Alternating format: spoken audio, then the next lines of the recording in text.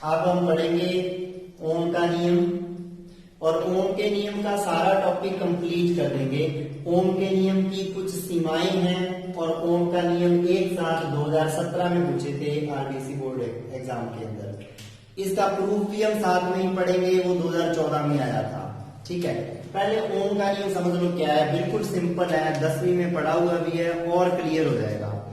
मान लीजिए ये कोई चालक है, हम पिछले टॉपिक से पढ़ते आ रहे हैं। एल लंबाई का चालक है और ए इसका काट क्षेत्रफल है, बहुत बार पढ़ लिया। सिरों के मध्य बैटरी लगा दी वगैरह वगैरह। अब मान लीजिए इसको पाइप मानो, एक पाइप के अंदर पानी कब बहेगा? जब इसका एक सिरा ऊंचा होगा और एक सिरा नीचा होगा।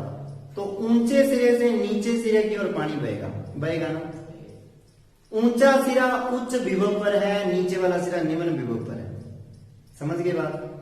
यानी कि विद्युत धारा हमेशा उच्च विभव यानी कि पॉजिटिव से नेगेटिव की ओर बहती है।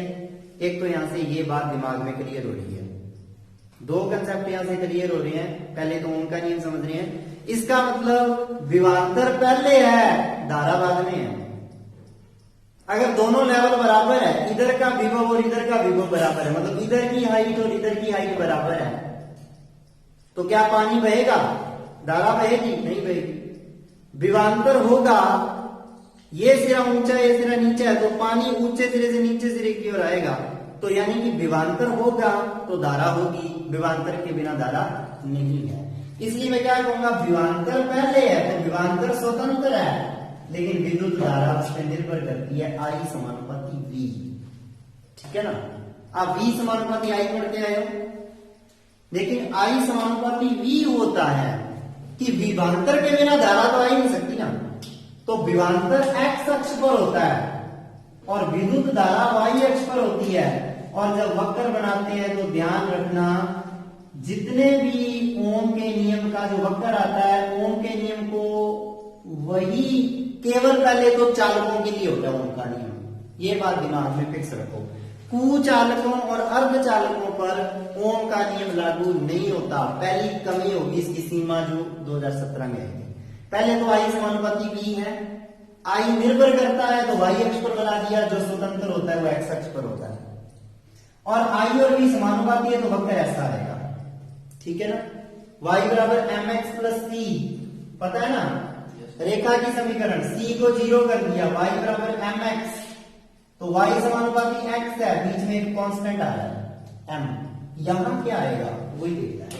और ये कैसी रेखा है? और एक बात का ध्यान रखना, ओम के नियम के अंदर आई भी वक्र सरल रेखीय होता है और मूल बिंदु से गुजरती हुई सरल रेखा होती है, ये भी याद रखना है। जब मैं आपको ओमीय और अनओमीय युक्तियां पढ़ाऊंगा, वहां बताऊंगा ओमीय युक्तियां वो होती हैं जो ओम के नियम का पालन करती हैं, यानी कि जिनका वक्र रेखीय होता है और दूसरी बात वो मूल बिंदु से गुजरता है। और अनओमीय युक्तियां वो होती हैं जिनका जो वक्र होता है वो रेखीय नहीं होता, या तो कोई वक्र होता है, जैसे डायोड का वक्र ऐसा होता है, क्या रेखीय है? नहीं है। लेकिन कुछ एग्जांपल ऐसे हैं, जैसे वोल्टमीटर का वक्र तो देखो ऐसे ही होता है I और V का, सरल रेखा, लेकिन वो मूल बिंदु से नहीं गुजरता, मूल बिंदु से नहीं गुजरता। तो यानी कि ओम के नियम का पालन केवल रेखीय चालक करते हैं, अरेखीय चालक नहीं करते। और रेखीय चालक भी वो जो मूल बिंदु से जिनका वक्र गुजरता है। समानुपाती हटाते हुए नियतांक आता है, यहां तो नियतांक आएगा 1/r, प्रतिरोध का क्या आएगा? उल्टा। और आपको पता है जब गुणा करोगे तो V बराबर क्या बन जाएगा? IR। V बराबर क्या बन जाएगा? IR। और इस R को क्या कहते हैं? चालक का प्रतिरोध। और चालक का प्रतिरोध इसको कहते हैं। क्या होता है चालक का प्रतिरोध? ये भी समझ लीजिए, प्रतिरोध के बिना धारा भी नहीं होती। जब चालक के अंदर, चालक के ऊपर विभवांतर लगाते हैं तो चालक में होते हैं बहुत सारे इलेक्ट्रॉन, पता है आपको। अब जो बहुत सारे इलेक्ट्रॉन होते हैं जो चालक के अंदर, वो इलेक्ट्रॉन जैसे ही गति करते हैं, गति करेंगे ना, बैटरी के पॉजिटिव की ओर भागेंगे। जब भागेंगे तो रास्ते में दूसरे इलेक्ट्रॉनों से टक्करें करेंगे, कोलिजन करेंगे, टक्करें करेंगे। और वो टक्करें मैंने अभी भी पीछे अपने पढ़ा था, अपवा वेग, उसमें टक्कर को अच्छे से पढ़ा था, माध्य मुक्त पथ वगैरह सब पढ़ा। तो जब टक्करें करेंगे तो वो जो टक्करें हो रही है ना, वो रुकावट है प्रवाह के अंदर, वही क्या होता है? प्रतिरोध। और इसके बारे में और पढ़ेंगे आगे। तो ये चालक का प्रतिरोध आ गया। और प्रतिरोध का मात्रक जो होता है, प्रतिरोध का मात्रक यहां से क्लियर हो गया आपको, क्या होता है, V/R हो जाएगा। वैसे ओम बोलते हैं और उसको इस तरीके से बनाते हैं ओम।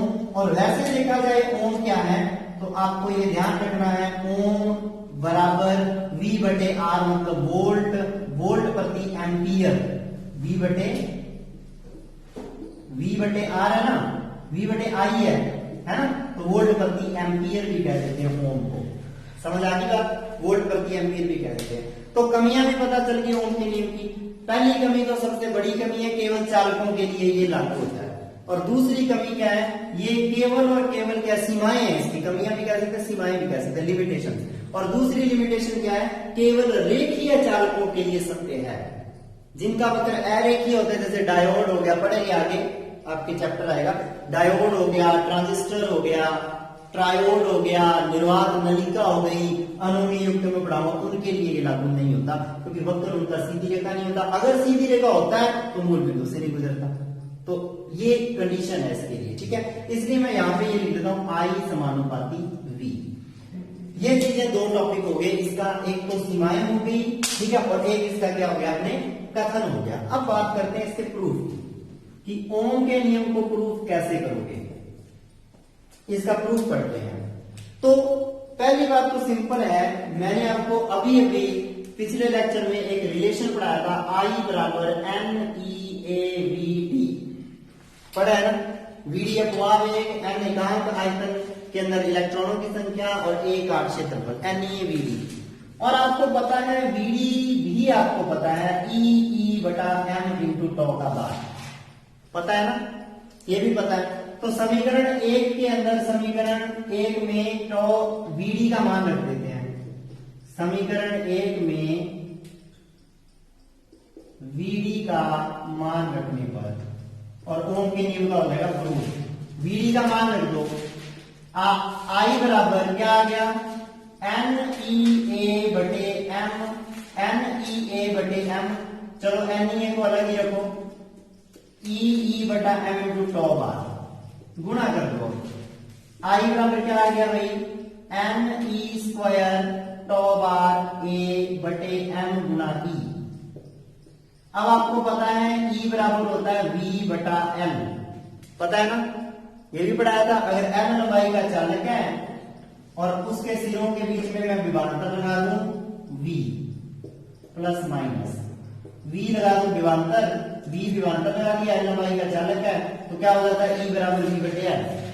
तो यहां पुट कर दो, अतः I बराबर क्या आ गया, Ne² τ बार बटे M into A/L into V। समझ आ गई बात। अब ये जो चीज है देखो, I समानुपाती V आ रहा है ना यहां से, और ये जो चीज आती है ना I बराबर, आपको पता है 1/R गुणा V आना चाहिए, आना चाहिए ना, ये आ गया। अब जहां ध्यान दो थोड़ा सा, R क्या आ रहा है, यहां देखिए, अगर इतना इतना देखो, 1/R है ना, इतना इतना, तो ये R है क्या है यार, ML बटे Ne² τ बार गुणा A, यही है ना। ये अपने पास क्या आ रहा है, कैपिटल R आ गया, इसका बिल्कुल उल्टा कैपिटल R आ गया।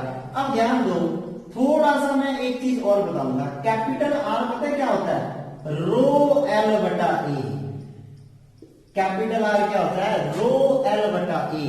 अब यहां से एक नई टर्म आ गई जो 2021 में तो सिलेबस में काट दी है, लेकिन अपने को पढ़ना तो पड़ेगा क्योंकि ओम के नियम का प्रूफ है। सिलेबस में ये होती है प्रतिरोधकता, क्या होती है, प्रतिरोधकता, प्रतिरोधकता। और यहां से देखो कंपैरिजन कर दो, प्रतिरोधकता रो का मान आ जाएगा, क्या आ गया रो, अतः रो बराबर क्या आ गया, देखो N, यहां से रो पता चल रहा है प्रतिरोधकता, रो बराबर M बटे इतना Ne² τ बार, याद ना। और अभी हमने ड्रूड और लॉरेंस वाला पार्ट किया था, J बराबर सिग्मा E पिछले लेक्चर में, तो वहां आपको पता होगा ये क्या हो गया, सिग्मा का उल्टा हो गया कि नहीं, चालकता का उल्टा प्रतिरोधकता है, और जब चालकता की परिभाषा बताएंगे तो क्या हो जाएगी कि चालकता का की परिभाषा हो जाएगी प्रतिरोधकता का व्युत्क्रम चालकता होती है ना, यानी कि एक दूसरे का व्युत्क्रम है ये, देखो चालकता है, अपने अभी तो पढ़ा था। और ओम का नियम तो प्रूफ हो ही गया, आपको दिख रहा है यहाँ से क्या आ गया, यहाँ से V बराबर क्या आ गया IR, क्लियर होगी बात, V बराबर क्या आ गया IR, समझ आ रहा है सबको, V बराबर IR आ गया, वो तो यहाँ तक ही प्रूव हो गया था, ये 1/R है तो यहाँ से वैल्यू निकाल ली कि 1/R है, ये आ गया। अब एक ध्यान दो, R बराबर रो L/A, रो जो होता है ना प्रतिरोधकता, वो हर पदार्थ की अपनी अपनी होती है, यानी कि प्रतिरोधकता जो होती है ना वो पदार्थ की प्रकृति पर निर्भर करती है, लंबाई, क्षेत्रफल, इन चीजों पर निर्भर नहीं करती। इसका मतलब प्रतिरोध देखो किस किस पे निर्भर कर रहा है, ध्यान दो जरा, प्रतिरोध R लंबाई के समानुपाती है, प्रतिरोध R अनुप्रस्थ काट के क्षेत्रफल के व्युत्क्रमानुपाती है। समझ आ रही बात कि जितना ज्यादा काट क्षेत्रफल लोगे उतना ही प्रतिरोध क्या होगा, कम होगा, जितना ज्यादा लंबाई लोगे उतना ही प्रतिरोध ज्यादा होगा। यानी कि ये लंबाई चालक की, ऐसा चालक की ले रहे हैं लंबाई, उसका काट क्षेत्रफल, उन चीजों पे निर्भर करता है प्रतिरोध, और प्रकृति पर भी निर्भर करता है क्योंकि रो पर निर्भर कर रहा है। तो ये अगले पॉइंट के अंदर हम क्या डिस्कस करेंगे, प्रतिरोध के बारे में ही पढ़ेंगे अगले लेक्चर के अंदर कि प्रतिरोध किस किस पे निर्भर करता है, प्रतिरोधकता क्या, प्रतिरोधकता पता चलेगी आपको, इसके बारे में अलग से बताने की जरूरत नहीं पड़ेगी, प्रतिरोधकता रो के बारे में हमने लिख दिया। हाँ, चालकता के बारे में थोड़ी सी डेफिनेशन लिखेंगे, चालकता का व्युत्क्रम प्रतिरोधकता होती है। और अब एक बात बताओ, प्रतिरोधकता का मात्रक बता सकते हो ना, यहाँ से यहां पे बात करते हैं, प्रतिरोधकता का मात्रक बता सकते हो, ध्यान दो पहले तो R बराबर रो L/A है, तो रो निकाल दो यहां से, रो बराबर RA/L, तो यहां से जब रो बराबर RA/L है तो रो का मात्रक भी आ गया, क्या आ गया देखो, R का मात्रक ओम, A का मीटर स्क्वायर बटे मीटर, कट गया मीटर से मीटर, क्या आ गया ओम मीटर, तो मात्रक क्या आ गया ओम मीटर, ओम मीटर रो का मात्रक आ गया। तो उसके बारे में भी हमने यहाँ पे पढ़ लिया।